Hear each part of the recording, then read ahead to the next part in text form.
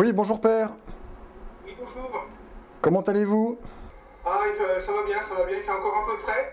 L'été a commencé, mais on est encore dans la grisaille, les vents du nord et le thermomètre est assez bas. Où vous trouvez-vous actuellement? Alors, je suis en mission tout au nord du Japon, dans l'île de Hokkaido, dans la ville principale qui s'appelle Sapporo. Depuis combien de temps êtes-vous là-bas?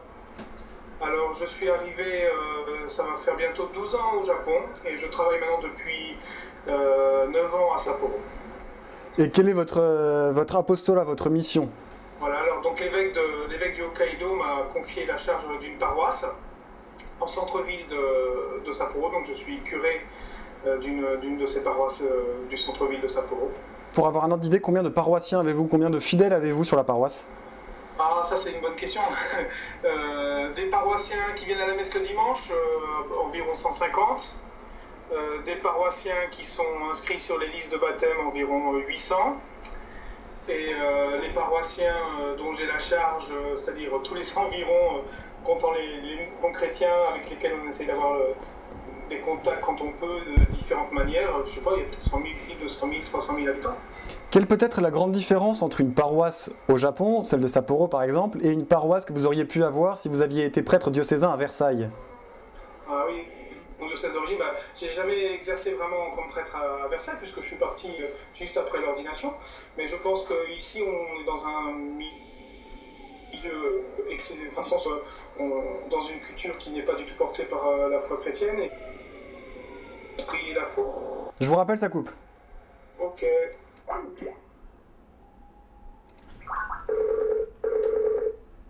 Voilà.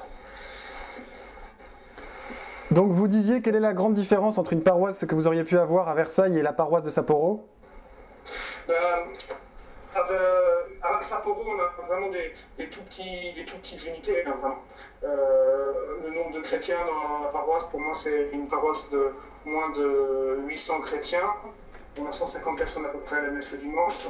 Ça nous permet quand même un suivi vraiment presque individuel de beaucoup de personnes qui viennent régulièrement à la paroisse.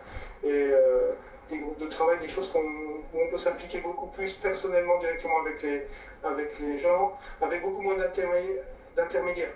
On est beaucoup plus souvent catéchiste qu'on aurait peut-être pu l'être en France, beaucoup plus auprès des gens.